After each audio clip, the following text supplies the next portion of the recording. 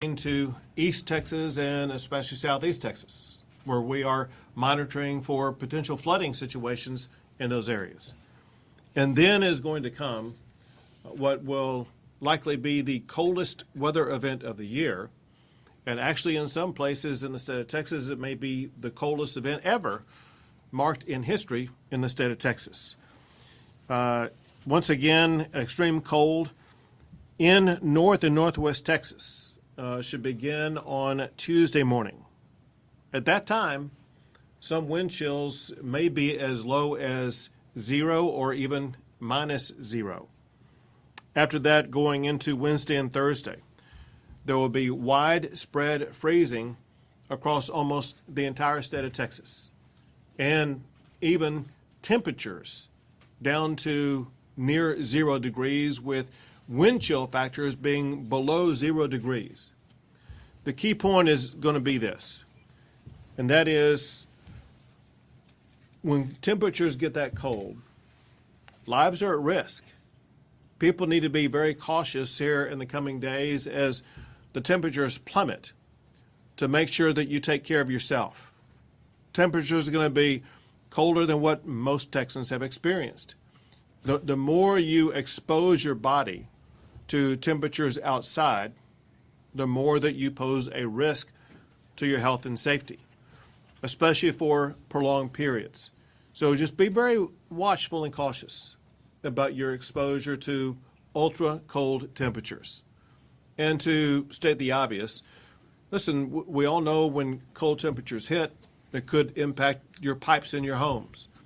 Actions that you can take beginning today can help you get ready to prepare your pipes, to prepare your homes, to prepare your apartment, to wherever you live, to make sure that you will have it as winterized and safeguarded against this ultra cold temperature as much as possible. Not to mention your pets. Pet exposure to temperatures, again, in some regions that could get close to 0, are going to be extraordinarily challenging for any pet outdoors. And so, again, now is the time to begin getting prepared for those ultra cold temperatures and what they may do to your pets. Already, I have directed the Texas Division of Emergency Management to increase the readiness level of the State Emergency Operations Center to level 2, which is an escalator response ahead of the severe cold that's coming our way. Over this past weekend, more than 450 TxDOT, Texas Department of Transportation personnel prepared for winter weather by pre-treating roads, bridges, and overpasses with over 400,000 gallons of brine and more than 10,000 cubic yards of granular material. I've also directed the Texas Department of Transportation to deploy winter weather roadway equipment and crews to not just pre-treat roadways, but to maintain the treatment of roadways as the temperatures plummet and as certain regions, especially in North Texas, may get some level of precipitation, whether it be ice or potentially snow. I've also directed Texas Department of Transportation to provide both personnel and equipment to assist with traffic road closures and safety. I've instructed the Texas Division of Emergency Management to have field staff work with local partners to update warming centers around the state. It's going to be very important as temperatures get so low that warming centers are available in all these various regions so that we can protect the safety and the lives of our fellow Texans. I've directed the Texas A&M Engineering Extension Service to provide public works response teams in all of the affected regions across the state. Directed the Texas Commission on Environmental Quality to provide air, water, and wastewater monitoring. Directed the Texas A&M AgriLife Extension to provide disaster assessment and recovery agents, as well as county extension agents in the affected regions across the state. Worked with the Public Utilities Commission, from whom you'll hear shortly, to monitor power outages and coordinate with utility providers across Texas. Worked with the Railroad Commission, and they are monitoring the natural gas supply and communicating with the oil and gas industry to make sure that we have the supplies of natural gas that will power our generators and electric power grid system across the state as we make our way through this winter storm. directed the Texas Department of Public Safety to deploy Texas Highway Patrol troopers to patrol roadways in all of the affected regions. Directed the Texas Parks and Wildlife Department to have their game wardens deploy to support local law enforcement. The Texas Education Agency is monitoring school district needs across the state. Obviously, there's going to be some ultra cold days for our schools here in the coming days. And in addition to that, the National Guard is prepared to respond as needed on a 24-hour operational basis. Next will be Chief Nimkid of the Texas Division of Emergency Management. Thank you, Governor, and thank you all for being here to help us get this message out. We'll go chronological order. As you heard the Governor say, today we're focused on wildfire threat and the Pecos region out to El Paso and West Texas. Our A&M Forest Service personnel are already in theater ready to support local government, local firefighters there. As we transition across the state and in Tuesday into Wednesday, we're looking for not a heavy amount of rainfall, but the rate of fall could be enough that produces flash flooding in the southeast Texas area. Texas A&M Task Force 1 has boats ready, as well as our game wardens are in that area working with our local partners.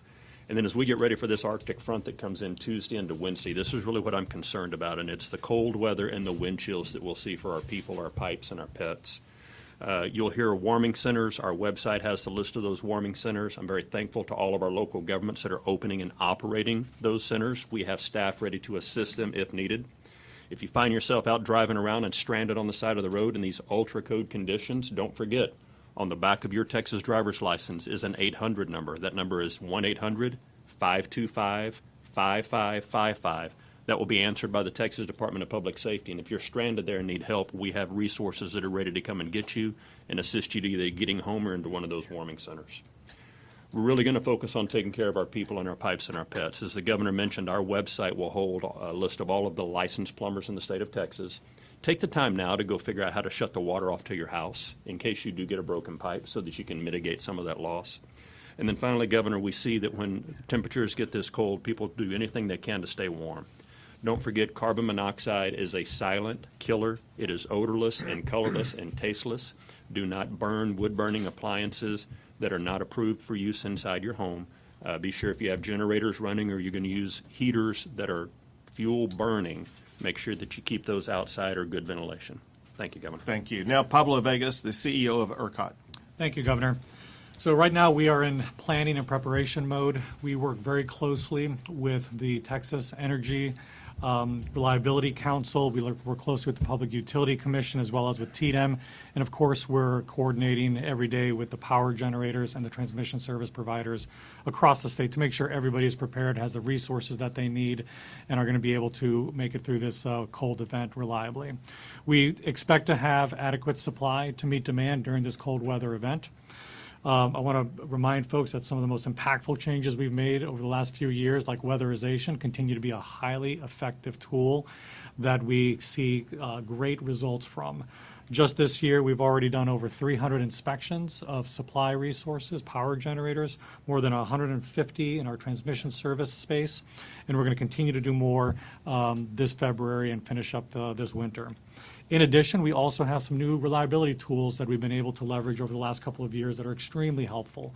Things like a firm fuel supply, where there's over 4,000 megawatts of power generators out there that have backup fuel supply in case there were to be any issues or disruption in the gas supply system. So we have those reserves available to us as well. And I'd like to remind folks that we continue to see rapid growth of power generation on the ERCOT grid. Just since last March, since last winter, we've added over 13,500 megawatts of new supply onto the grid. That supply is going to continue to be helpful as we get through these cold events. A lot of it is solar and batteries, both of which are going to help us as the sun comes up on the cold day. The batteries helping us as we bridge in the morning. That's what helps us keep that reliability expectation high as we get through this event. So thank you for that. And if there's any questions about outages, they're generally likely going to be local in nature. The Public Utility Commission website has great resources where you can go to if you are experiencing an outage to understand what the restoration times will be from your local utilities. Thank you, Governor. Thank you very much. Now, Thomas Gleason, the chair of the Public Utilities Commission. Thank you, Governor Abbott. So as the governor said, the PUC, we've been in constant communication with the state's generators and transmission distribution utilities. I can report that no one has expressed any concerns about the winter cold. The generators have all confirmed that they have adequate supply of fuel. The transmission distribution utilities have cut back thousands of miles of vegetation to mitigate the impact of any falling trees or any ice if that were to occur. As always, if there is an outage that you experience, it is local in nature. Please contact your transmission distribution utility. Also, if you ever encounter a down power line, please contact your local transmission distribution utility. That information can be found at the PUC website at puc.texas.gov/storm. That's our storm resources page. There's also other pertinent information on that page as well to help get you through any type of cold weather event. Thank you, Governor. Thank you very much. And now, Mark Williams with the Texas Department of Transportation. Thank you, Governor. So the Texas Department of Transportation has been in a state of preparation and readiness for the conditions that the governor spoke about earlier. Fire danger out west, flash flooding risks in southeast Texas, extreme cold over a large portion of the state, and even chances of wintry precipitation and icing primarily across the north part of the state. So our message to motorists is this. Take precautions and closely monitor the conditions in the areas that you are at. Depending upon that area, motorists should be aware of the extreme cold risk that's out there, freezing precipitation, flash flooding, and the fire risk that I spoke of. Drive to conditions or avoid travel if possible, as those conditions may pose a danger to travel. Slow down, avoid high water in those areas that may be impacted by flash flooding, and also be aware of the risk that you can pose for fire dangers as a motorist, that you may be out traveling if you might park in high grass, dry vegetation. We've got a lot of that out there right now on our roadsides, discarding cigarettes or dragging chains if you may be pulling a trailer. Those can all pose risks to create fire conditions. So appreciate the opportunity. Also, a reminder for motorists is to be aware of drivetexas.com as the site for finding information on roadway conditions around the state. Thank you very much. To close this, listen, we are aware that when Texas gets ultra cold temperatures, maybe even record-breaking cold temperatures, a lot of Texans are concerned, will the power grid hold up? And as you've heard here today, the fact of the matter is that the power grid has never been stronger than it is now. The power grid is more prepared, more stable, and more resilient than it's ever been.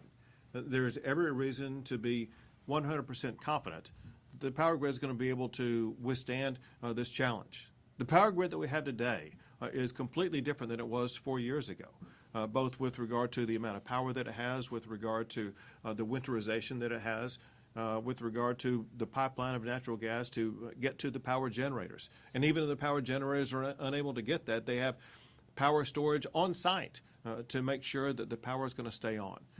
The bottom line is that the power grid, because of the almost 20 laws that I've signed, has never been more prepared for a winter storm like this. Happy to take a few questions. The chairman of the ERCOT there, you had mentioned the increased megawatts. I wonder if you could put that in terms of household number that be powered, and also can you compare that with the growth of the state since 2001? Are we ahead or are we about even?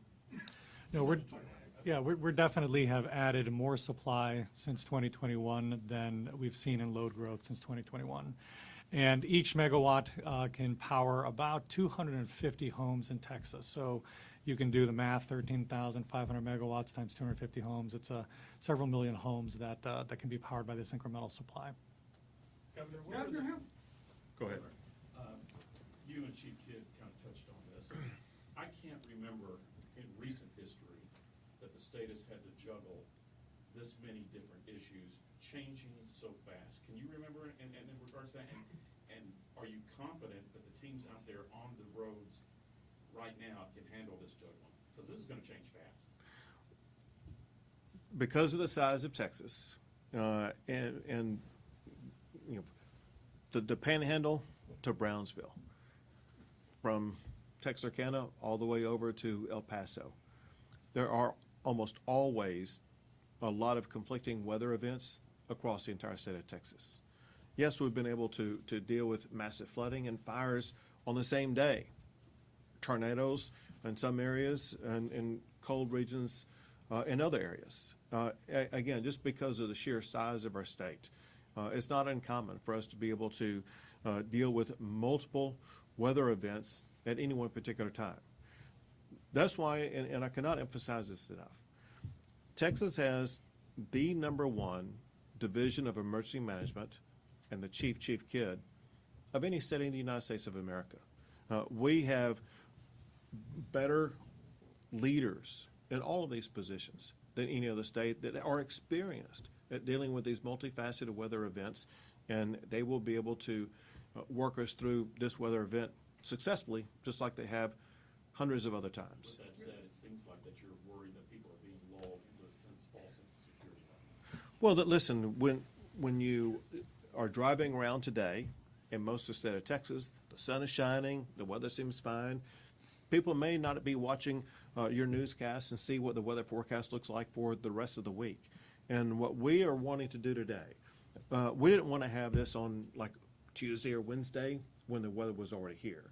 We wanted to make sure that Texans had a 24-hour, 36-hour warning in advance about what is coming, the severity of what is coming, and what they can begin to do right now to get prepared for this, and just understand that it's going to be a few days of ultra-cold weather, and to do the best they can not to expose themselves or their pets or their family members to the ultra-cold weather. Governor, along those same lines, Texans still have vivid memories of Winter Storm Uri. Would you compare this coming event to that one, especially with these other disasters attached, fires, flooding? So listen, the cold in some areas may be even colder than it was 4 years ago. There is a difference between this week and what happened 4 years ago in several ways. One is for several days, almost an entire week, the entire state of Texas was at or below freezing.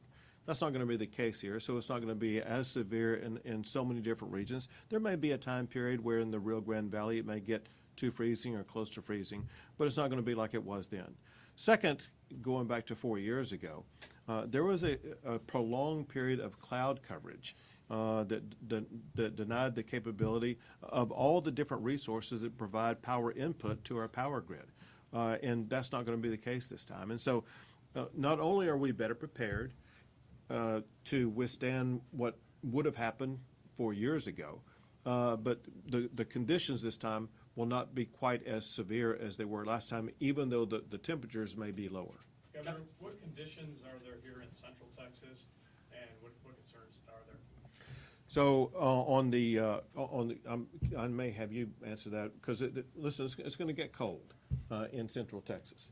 There's a map right behind you that shows where the precipitation is, and in Central Texas, depending on how you define Central Texas, let's say the Austin region with a 100-mile radius, there is highly unlikely there's going to be any precipitation.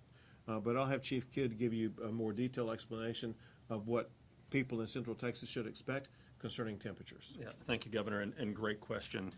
West Texas fires, North Texas a lot of cold, Southeast Texas a lot of flooding, Lower Rio Grande Valley could be nice and warm. Right here through this area is where people probably will be lulled into the biggest false sense of security. You miss the forecast by 50 or 100 miles. We could get a little bit colder. We could stay nice and warm, and I really just need people to pay attention. Today's a holiday for a lot of people that are out right now. I doubt they're going to be getting the message out. That's why we need you to help us get this message out, especially some that may be traveling over a 3-day weekend and coming back. We want to make sure they get home safe. Kind of following up on the discussion, and this may be a question for Mr. Gleason or Mr. Vegas, talking about power generation. When you've got the grid and you have such extreme back and forth between, it's going to be warmer and wildfire risk in some areas, colder in certain areas, does that sort of, the two extremes, does that affect how the grid gets its energy at all, and then is distributed to different folks across, you've got some people with their AC on, some people with their heater on. How does that work out? Sure. I'll let the Public Utilities Commission and ERCOT explain that to you. Yeah, so, we, as the governor said, 20 or so laws passed that he signed. we have requirements on those generating facilities to be able to perform in both cold and hot weather. So I don't anticipate that we'll see any issues with reliability because some areas of the state are experiencing different conditions than others. And I would just add that we really benefit from the diversity of the supply resources that are spread throughout the state. The geographic diversity is incredibly helpful. Because you can have a weather event in southeast Texas and you have, perfectly normal weather in the northwest portions of Texas, creating where a lot of our wind supply is, or in the northern part of Texas where a lot of our solar resources are. And so as we see these fluctuations, where you've got very cold, very warm, and moderate all spread out on the same day, we've got a plentiful supply of diverse resources that can all be contributing to help generate. And then underlying it all, we've got, of course, our thermal fleet, which is made up of our coal, natural gas, and our nuclear systems. So they all work together. It becomes a little more operationally challenging when you've got some of the extremes from the north to the south, but it's nothing that ERCOT and the utilities can't work with together and make sure we get through it reliably. How intense do you see the wildfire threat out in West Texas? Any possibility that would be as what we've seen in California recently? So I don't think it'll be what we've seen in California. I will tell you it's an elevated wildfire risk because of dry fuels, low humidities, and high winds. And really, we can stop a lot of these from starting if this old Smokey Bear, only you can prevent them. Remember, the majority of wildfire in Texas is human caused. So as the director of TxDOT said earlier, what we really want to do is make sure that motorists that are out there do everything they can not to start fires. Also, I'll tell you this, and that is in the meeting that we had before coming out here, the state is fully prepared for whatever type of fire may come up. As an example, they have about 10 or so planes that are ready to respond. And some could be able to drop water, some could be able to drop retardant, in addition to the people on the ground who are prepared to respond to it. We are prepared to be aggressive.